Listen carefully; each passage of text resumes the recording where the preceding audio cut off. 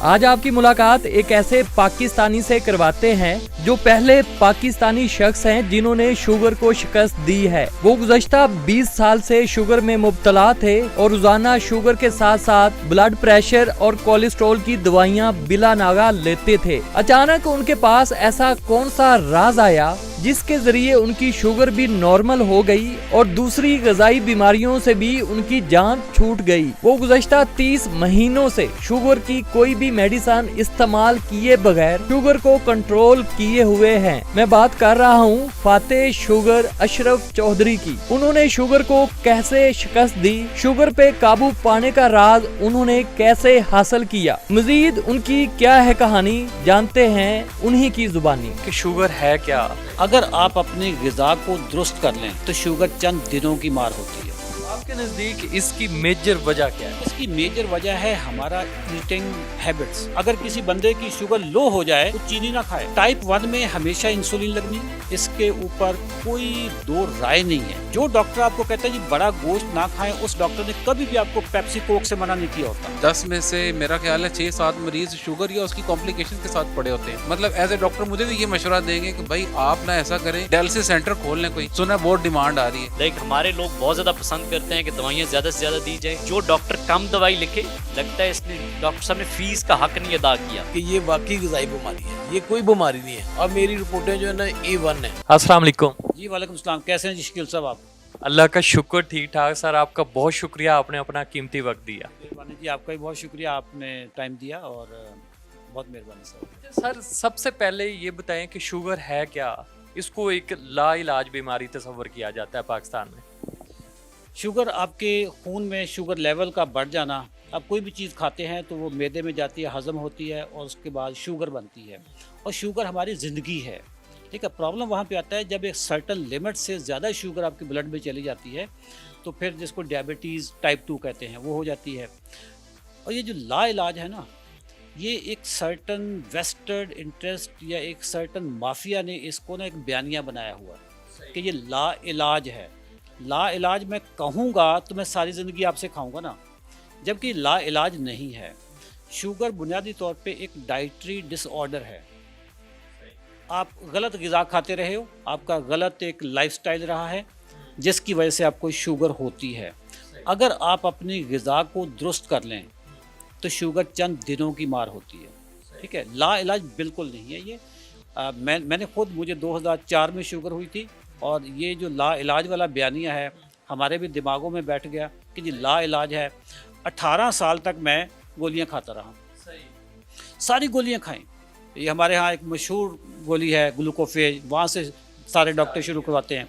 फिर उसके बाद एम्पाग्लाइफ्लोजन खाई, फिर सीटाग्लिप्टन खाई, फिर सल्फोनिल यूरिया, एमरल, गैट्रल, ये सारी दवाइयाँ खाई। जब शुगर मेरी कंट्रोल नहीं होती थी।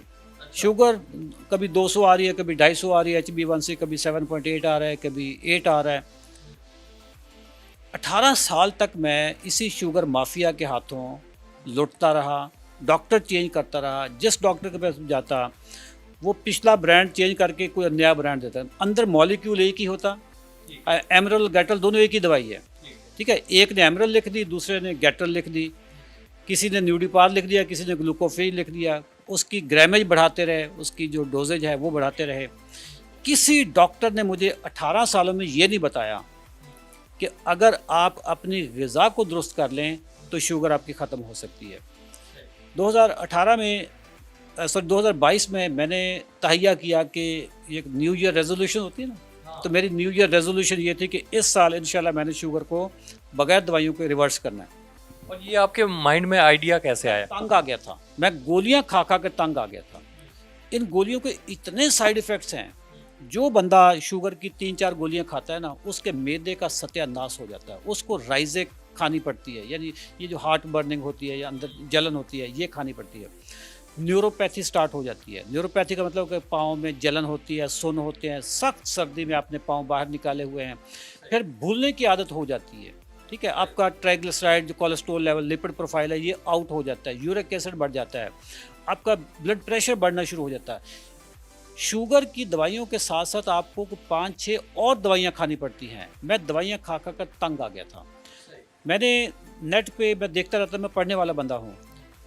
तो मुझे शुगर रिवर्सल की कहीं कहीं से ना आवाज़ें सुनने में आती थी कि यार शुगर रिवर्स हो जाती है, शुगर रिवर्स हो जाती है। 2022 शुरू होता है तो मैंने इस पे पढ़ना शुरू किया और मैं उन ऑथर्स तक पहुंच गया जो दुनिया में मशहूर हैं शुगर रिवर्सल में।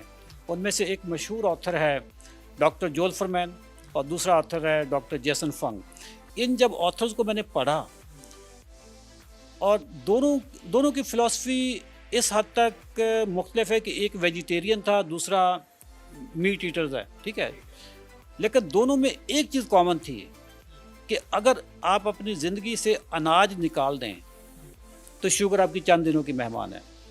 मैंने 15 फरवरी 2022 को अपना लाइफस्टाइल चेंज किया, मैंने खाना पीना अपना चेंज किया। 18 फरवरी को मेरी दवाई ख़त्म हो गई।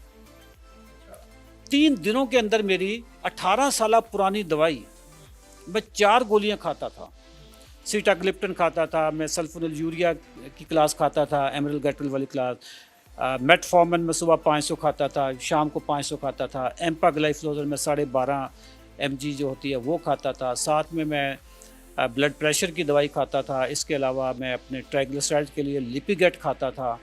ये मेरी 6 दवाइयाँ तो सीधी सीधी बनती हैं। इसके अलावा न्यूरोपैथी के लिए मैं B12 खाता था। मेरी तमाम दवाइयाँ शुगर की 3 दिनों में छूटी, ठीक है। जब आपकी शुगर कंट्रोल हो जाए ना तो आपके ट्राइग्लिसराइड वो ऑटोमेटिकली नीचे आ जाते हैं। आपके नज़दीक इसकी मेजर वजह क्या है? इसकी मेजर वजह है हमारा ईटिंग हैबिट्स। पाकिस्तान में इस वक्त और कौन सी वबा आ गई है कि दुनिया में नंबर 1 बन गया, ठीक है। उसके पीछे एक ही चीज़ है और वो है गंदम। हम जो गंदम खाते हैं ना, ये वो वाली गंदम शकील सब है ही नहीं जो आपके दादा ने या मेरे दादा ने खाई थी। ये हाइब्रिड गंदम है, ये फार्मूला गंदम है, ठीक है। गंदम में चीनी की निस्बत ज़्यादा शुगर है। ये आपको हैरानी हो रही है कि 1 चम्मच आप चीनी खा लें, 1 चम्मच आप आटा खा लें, आपके ख्याल में किस में ज़्यादा शुगर है? बज़ाहिर तो ऐसे लगता है कि चीनी में हो, आटे में है। अगर किसी बंदे की शुगर लो हो जाए वो चीनी ना खाए, वो आटा खा ले। आटे से शुगर उसकी जल्दी ऊपर आएगी। आटे का ग्लाइसेमिक इंडेक्स है 72, चीनी का ग्लाइसेमिक इंडेक्स है 56। यानी एक बंदा को लो शुगर हो गई है, बेहोश हो रहा है, उसको चीनी ना खिलाएं, चीनी देर से असर करेगी। आटा खिलाएंगे जल्दी असर करेगी। अगर आपने इससे भी ज़्यादा करवाना है तो मैदा खिला दें। टाइप 2 का तो आप ट्रीटमेंट कर रहे हैं, तो जिनको टाइप 1 है उनका क्या तरीकाकार है? टाइप 1 में हमेशा इंसुलिन लगनी है, इसके ऊपर कोई दो राय नहीं है। जितना मैंने पढ़ा और जितना हमारे डॉक्टरों ने मुझे गाइड करते हैं कि टाइप 1 में हमेशा इंसुलिन लगनी है। लेकिन प्रॉब्लम ये आता है कि आप अगर अपनी डाइट को कंट्रोल नहीं करते, या सही डाइट, कंट्रोल की बात नहीं, सही डाइट नहीं खाते, टाइप 1 में इंसुलिन की मिकदार बढ़ती जाती है। आप पहले 5-7 यूनिट से शुरू करेंगे, फिर 10 पे आ जाएगा, 15 पे आ जाएगा, 100 यूनिट पे भी जाकर आपकी बॉडी शुगर कंट्रोल नहीं करती। टाइप 2 में हमारे पास बहुत पेशेंट आते हैं, खासकर बच्चा पार्टी जो होती है वो हमारे पास आ जाती है कम से कम इंसुलिन के साथ, मतलब 5 यूनिट, 10 यूनिट, इससे ज़्यादा नहीं, मेरे ख्याल 10-12 यूनिट से ज़्यादा हमारे डॉक्टर ने देते हैं। उनकी शुगर कंट्रोल हो जाती है, लेकिन उनको इंसुलिन सारी ज़िंदगी लगानी पड़ती है। बहुत सारे लोगों को टाइप 1 और टाइप 2 के डिफरेंस का नहीं पता, तो आप आसान लफ्ज़ों में बता सकते हैं? आसान लफ्ज़ों में ये है कि जो बचपन में शुगर हो जाती है वो टाइप 1 होती है, जो एडल्टहुड में 20 साल के बाद, 25 साल के बाद जो होती है वो टाइप 2 होती है। यानी कि जो आपको लगता है लाइफस्टाइल की वजह से होती है वो टाइप 2 है, डाइट की वजह से, लाइफस्टाइल की वजह से, और जो वालिदैन से आपको विरासत में मिलती है वो टाइप 1 है। टाइप 1 भी विरासत में नहीं होती है। ये यूँ समझ लें कि एक लकी ड्रॉ है। मतलब एक बंदा बाहर निकलता है रोड पे, दो बंदे निकलते हैं, एक एक्सीडेंट हो जाता है, एक का नहीं होता। वो जिसका एक्सीडेंट होगा वो बेचारे का एक किस्मत बन गई ना उसकी। ये जो टाइप 1 है ये ऑटो इम्यून डिजीज़ है कि उसका जो लबलबा है वो डैमेज हो चुका होता है। ऑटो इम्यून के उसके जो डिफेंस सेल होते हैं वही उस पर अटैक करते हैं। तो ये बस एक किस्मत की बात है। अनाज में क्या क्या, गंदम और चावल या कुछ और? मेन तो ये 2 आते हैं। अगर मैं आपकी गंदम चावल बंद करवा दूँ ना तो फिर आप कहेंगे जी मैं मकई की रोटी खा लूँ, तो मकई भी अनाज है। मैं मकई बंद करवाऊंगा तो फिर आप कहेंगे जी मैं बाजरे की रोटी खा लूँ, बाजरा भी अनाज है। जौ भी अनाज है। फिर इसका अल्टरनेट क्या है? कार्बोहाइड्रेट से आपकी बॉडी को चाहिए ही चाहिए। आपने, मैं कहता हूँ, ज़बरदस्त सवाल किया। कार्बोहाइड्रेट सिर्फ रोटी से नहीं आते। कार्बोहाइड्रेट्स आप ना, हर चीज़ में कार्बोहाइड्रेट्स होते हैं। आप एक सैलड की प्लेट खा रहे हैं, उसमें ब्रोकली भी है, उसमें खीरा, टमाटर, प्याज है, सब में कार्बोहाइड्रेट्स हैं। ठीक है, दालें, उसमें भी कार्बोहाइड्रेट्स हैं, बीन्स हैं, उसमें भी कार्बोहाइड्रेट्स हैं, काले चने हैं, सफ़ेद चने हैं, इसमें भी कार्बोहाइड्रेट्स हैं, नट्स हैं, बादाम है, अखरोट है, पिस्ता, काजू, ये सब, मूंगफली, इसमें भी कार्ब्स हैं। और ये हेल्दी वाले कार्ब्स हैं। दही खा, उसमें भी कार्ब्स हैं। कार्ब्स का सिर्फ सोर्स ना रोटी चावल नहीं होता, वो वाले कार्ब्स, इनको हम कहते हैं सिंपल एंड रिफाइंड कार्ब्स। ये सिंपल एंड रिफाइंड और कॉम्प्लेक्स का मैं सिर्फ इतना फ़र्क बता दूं कि एक चीज़ है कि फौरी तौर पे शुगर में कन्वर्ट हो जाती है, एक होती है थोड़ी थोड़ी थोड़ी करके।